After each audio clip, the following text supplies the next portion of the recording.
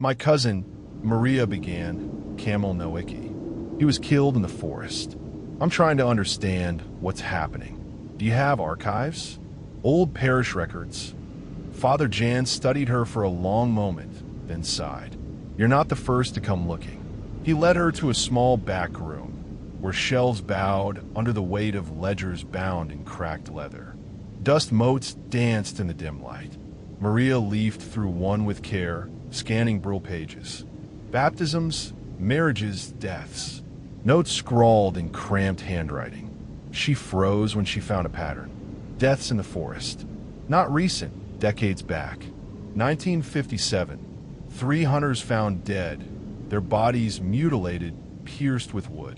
1972. A pair of schoolboys vanished, their bodies discovered weeks later, entangled in roots. 1989. A woodcutter impaled on a birch branch as though it had grown through him. Each time, the official cause was written differently. Bear, accident, exposure. But the priest's private notes told another story. The forest takes its due. Maria looked up sharply. Why didn't anyone stop this? Father Jan's gaze was steady, sad. How do you stop the forest, my child? Her throat went dry. He closed the ledger gently. Some things are older than us. Stronger. We survive by respect, by boundaries.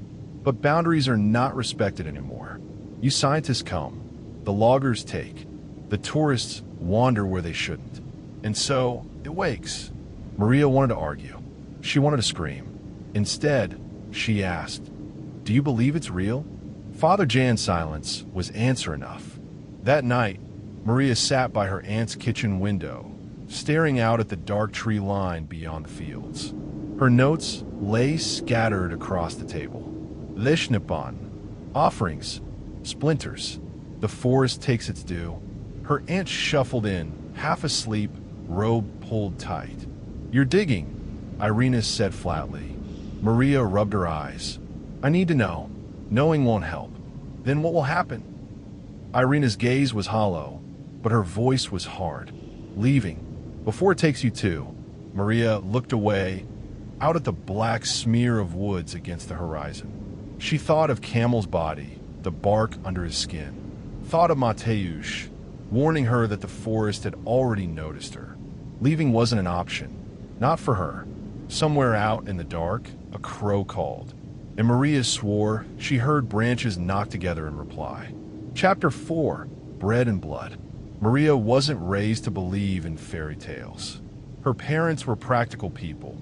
2 teachers who'd put their faith in textbooks, not crosses or charms hung over doorways. Ghost stories were for firesides, not real life. And yet, 3 days after a visit to the parish archives, she found herself standing at the edge of the Bialowieza forest with a loaf of bread and a chipped enamel cup of milk in her hands, like some old babsha out of a folktale. The bread was fresh, bought that morning from the bakery. She'd torn off the end to make it less ridiculous in her mind, like she was just some hiker needing a snack. The milk she'd poured from her aunt's fridge into the old enamel cup that had belonged to her grandmother. She felt like an idiot. This is data, she muttered. Controlled experiment. Folklore as hypothesis. She knelt by a mossy stump and set down the bread and milk. Nothing happened. The forest breathed, damp and heavy around her. Maria sat back on her heels, notebook in hand, and tried to ignore the heat rising to her face. She felt like a kid caught leaving cookies for Santa, but the silence pressed in thicker than usual. Even the crows were quiet. She jotted notes. Offering placed 11:13 a.m. bread plus milk. No immediate reaction. After a moment, she added, feelings of unease. That was an understatement. She checked back an hour later. The milk had curdled, though the air wasn't warm enough for it. The bread was gone. Not nibbled, not torn apart, gone. Maria knelt, inspecting the moss. No crumbs. No spore of animal paws, just emptiness, as though the bread had melted into the forest floor. Her stomach tightened. She snapped a photo, her hand shaking. This wasn't nothing. That evening, Maria set out again, this time with something else. A chicken. It had taken some bargaining with an old farmer down the road, who'd eyed her like she was insane when she insisted on buying a live bird. But here it was now, clucking miserably in a crate on the back seat of her car as the last orange light of day bled away into gray. Maria carried it to the stump with stiff arms, her breath fogging. The forest felt different at twilight, closer, sharper, as though it had been waiting for her. She set the crate down. The chicken flapped once, then settled. Maria's hands shook as she opened the door of the crate and coaxed it out. It pecked the moss uncertainly. Maria whispered, "For you, whoever you are, whatever you are, for Camel." The chicken froze. Then, without warning, it jerked sideways with a sharp, wet sound. Maria gasped, stumbling back. The bird collapsed in the moss, neck bent at an impossible angle. Its wings twitched once, twice. Dead. Maria's breath tore out of her throat. There had been no gunshot, no arrow, no trap. Just snap. The forest was utterly silent. Her notebook lay forgotten in the dirt. She could only stare at the still body of the bird, blood already seeping dark into the moss. She stumbled forward, crouched, pressed trembling fingers to its feathers. Still warm. The silence deepened, pressing into her ears until she could hear her own pulse. And then came the sound. Knocking. Wood on wood, slow and deliberate. Knock, knock, knock. Not wind, not trees shifting. A rhythm, deep in the forest, just beyond sight. Maria's throat closed. She grabbed the crate, nearly tripping in her scramble back to the track. She didn't breathe until she was in her car with the doors locked, her hands white-knuckled on the steering wheel. The forest loomed behind her in the rearview mirror. The chicken's body was still there on the moss, a tiny pale blotch in the gloom. But she couldn't shake the sense that something else had been standing in the shadows beyond it, watching. Back in her aunt's kitchen, Maria poured herself vodka with shaking hands. She'd seen strange things before, fungal growths that ate entire trees from the inside, oak roots twisting into grotesque shapes. But this wasn't biology. The bread, the milk, the chicken, something had taken them. Something had been accepted. Maria drank, the vodka burning down her throat. She opened her notebook, flipping to the page where she'd written about offerings. Bread, milk, first catch. She added another line. Blood sacrifice is effective. Her handwriting slanted, uneven. She wanted to stop, to close the notebook, crawl upstairs, and pretend the forest was just trees again. But she couldn't, because now she knew it was real. And if it was real, maybe it could be bargained with. The next morning, her aunt confronted her. "You were out again," Irina said flatly. Maria froze, toast halfway to her mouth. "I heard you. Late. What are you doing out there?" Maria swallowed hard. "Research." Irina slammed her hand on the table. "Enough with research. Don't you see what it does? It takes. It always takes. You think you can bribe it with bread and milk? It doesn't care. It only cares for roots and blood." Maria's chest tightened. "You knew." Irina's eyes filled, but her voice was iron. "We've all known. We just don't say it out loud, because saying it out loud makes it real." Maria's voice dropped. "Then help me. Tell me what it wants." Her aunt shook her head. "Nothing you can give. Leave, Maria. Leave before it chooses you."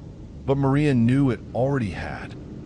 That night, Maria dreamed again. The stump, the offerings. But when she looked down at the moss, it wasn't a chicken lying there anymore. It was her cousin. Camel stared up at her with splinters crawling from his eyes, his mouth opening on a choked whisper. "You fed it." Maria woke with the scream caught in her throat, sweat cold on her skin. Outside, the crows were gathering. She heard them in the trees, dozens of them, their calls rising and falling in harsh unison. And beneath their chorus, faint but certain, came the knock. Knock, knock, knock, like the forest answering her. Chapter 5. Into the Throat of the Woods. Maria didn't eat breakfast. She couldn't. Her aunt had left early for work, but Maria could feel her disapproval lingering in the kitchen like cigarette smoke. She ignored it, threw on her boots, packed her notebook, her recorder, and an old hunting knife Camel had once given her as a joke. She also packed another offering. Not bread this time. Not milk. Blood. She had cut her palm with a knife that morning, just enough to fill a small jar with crimson. It sat cold in her backpack, wrapped in cloth, pulsing in her imagination like it was alive. The forest opened its mouth to her around 9. That was how it felt, like stepping between teeth. The canopy closed, swallowing the weak sunlight, damp soil sucking at her boots. Crows burst from the branches overhead and circled, their cries echoing like taunts. Maria walked deeper than she ever had before, past the stump where she'd left her offerings, past the clearing where her cousin's body had been found. Every step was a dare. "All right," she said aloud, her voice sharp and thin. "You want something? Here I am. I'm not running." Her voice died in the trees. After an hour, she reached a glade. It was darker here, as if the sun itself refused to enter. Moss carpeted everything. Fallen logs, stones, even the base of the birches that leaned inward, crowding the space like spectators at a stage. At the center stood something unnatural, a structure of sticks and bones. Antlers tangled with branches, skulls threaded through like beads, feathers knotted with string. It was taller than she was, a cage of forest refuse arranged with deliberate, uncanny order. Maria's breath hitched. She fumbled for her recorder, clicked it on, her voice shaking as she whispered. "Found structure. Possible shrine. Antlers. Bones. Approximate diameter 2 meters." She set down her backpack, pulled out the jar of blood. The glass felt hot in her hand, though she knew it wasn't. Kneeling before the shrine, she unscrewed the lid. The metallic scent burst out, sharp and heavy. She whispered, "For you," and poured the blood onto the moss. It sank like water into dry earth. No trace. At first, nothing happened. Then came a sound. Not the knocking this time. Something else. A breath. Low, deep, drawn through a throat not made for human speech. It rattled the air, vibrated her chest. Maria froze, the jar slipping from her fingers and rolling away. The forest held its breath. Then the trees moved. Not the way trees should move. Not wind through branches. The trunks themselves shifted, groaning, leaning closer, rearranging themselves with impossible slowness. Maria staggered back, nearly tripping. Her recorder hissed in her pocket, picking up static that rose and fell in time with the breath. The shrine creaked. A crow descended, landing on an antler. Another followed, then another. In seconds, the structure was alive with them, black bodies shifting, wings spreading. Their eyes all turned to Maria. She whispered, "I want answers." The breath came again, closer now, almost inside her skull. And then a word. Not in Polish, not in anything she knew, but she understood it all the same. Mine. The sound wasn't heard, it was planted, rooted into her mind like a seed. Maria stumbled, clutching her head. No, I'm not yours." The crows exploded upward, black wings slashing her vision, and through the storm of feathers, she saw something in the trees. Antlers, vast, branching, taller than a man. Eyes like embers burning deep in shadow. A figure of bark and bone, half seen, half imagined, its limbs too long, its head crooked like a stag watching prey. Maria screamed. When she blinked, it was gone. The glade was empty but for the shrine and the echo of her ragged breath. She ran. Branches whipped her face, her lungs clawed for air. She didn't stop until she saw the line of her aunt's fields through the trees, the neat rows of rye like a promise of safety. Maria collapsed to her knees, retching into the dirt. Her palms were bleeding again, though she hadn't cut them. Thin splinters of wood pushed through her skin like tiny needles. She tore them out with shaking fingers, gasping. Her notebook had spilled from her backpack. She clawed it open, scrawling words with blood on the paper because her pen had broken in the fall. It spoke. It saw me. It said mine. That night, her aunt found her sitting on the kitchen floor, notebook in her lap, eyes hollow. "What did you do?" Irina whispered. Maria lifted her head slowly. "I found it." Her aunt pressed her knuckles to her mouth, stifling a sob. "You fool," she hissed. "You don't find it. It finds you." Maria didn't sleep. Every time she closed her eyes, she saw the glade, the shrine, the antlers, and always the word, mine. It wasn't a threat. It was a claim. When she woke, splinters lay on her pillow like fallen lashes. And outside, the crows were waiting. Chapter 6, The Quiet Ones. Maria tried to act normal. She ate breakfast with her aunt, nodded when Irina reminded her to be careful out there, even went through the motions of checking her email, scrolling absently through work messages she couldn't have cared less about. But the words still pulsed in her head, steady as her heartbeat. Mine. Every time she blinked, she saw the antlers impossibly high, impossibly wide. And she was starting to realize something that made her skin crawl worse than the splinters in her hands. She wasn't the only one who knew. That afternoon, Maria walked into town. The main street of Hajnoka was quiet, as it always was, a few shops open, a cafe with old men hunched over newspapers. The church bells marked noon with a flat clang. She ducked into the bakery, bought a roll she didn't taste, then crossed to the pub. It was dim inside, smelling of beer and fried onions. A few men sat at the bar, truckers by the look of them, their faces weathered and closed. At the far table, 3 older women whispered over coffee cups. Maria ordered tea, sat near the back, and listened. At first, nothing. Just the scrape of cutlery, the murmur of TV news. But then, found another deer, split open, guts all over. A man at the bar, speaking low. His friend snorted. "That's not wolves." "No," the first one said, voice dropping further. "It's him." The other made a quick gesture with his hand, like warding off evil. He glanced toward Maria, caught her eye, and smiled. It wasn't friendly. Maria dropped her gaze to her tea, heat crawling her neck. Later, in the corner shop, she heard it again. 2 girls, barely 20, bagging vegetables and muttering in Polish, so quick Maria almost missed it. "My uncle says he walks again." "Shut up, don't say that." But the crows, their voices cut off when they saw Maria at the register. One of them stared at her with an expression that wasn't quite curiosity, wasn't quite hostility, more like suspicion. By the time Maria walked back toward her aunt's farm, she was trembling. It was everywhere. The hush in voices when she entered a room, the sideways glances, the way people said him without saying more. Not folklore, not superstition, a secret. They knew, and they lived with it. That evening, she pressed her aunt at dinner. "You all know, don't you?" Maria said. Her voice was quiet, dangerous. Irina froze, fork halfway to her mouth. "You knew when Camel died. You knew when the others died. Why do you all pretend it's just wolves or accidents?"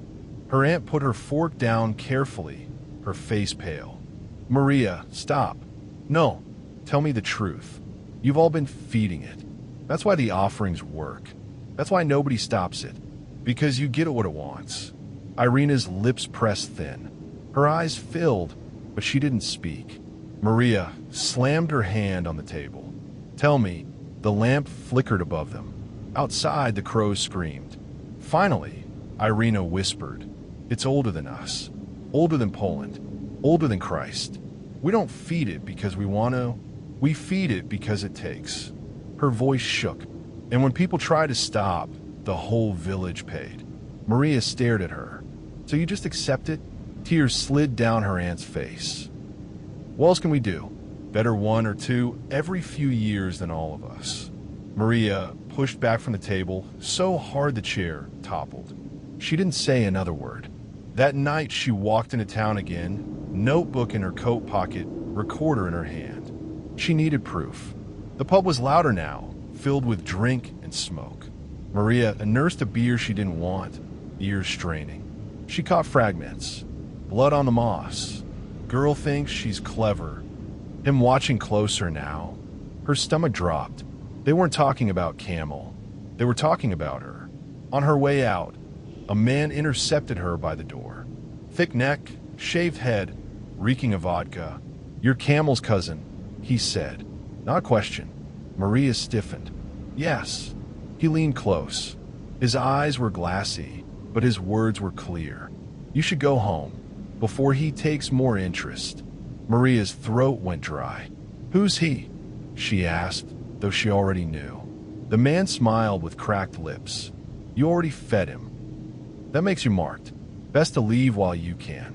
He stepped aside, letting her pass. Maria walked into the cold night, her legs weak. Above the rooftops, crows wheeled against the moon. Back at the farmhouse, she locked every door and window. Sat at the table with her notebook and knife, staring at the shadows. The town knew. Her aunt knew. They had always known. They didn't just fear the less hen. They served it. She wrote in her notebook with trembling hands. It's not just a monster. It's a pact. And they've all agreed to keep feeding it. Her pen dug through the paper. She whispered into the empty kitchen. Not me, but outside, in the trees, the knocking started again. Knock, knock, knock. Slow, steady, patient. Like it knew she was still awake. Like it knew she was listening.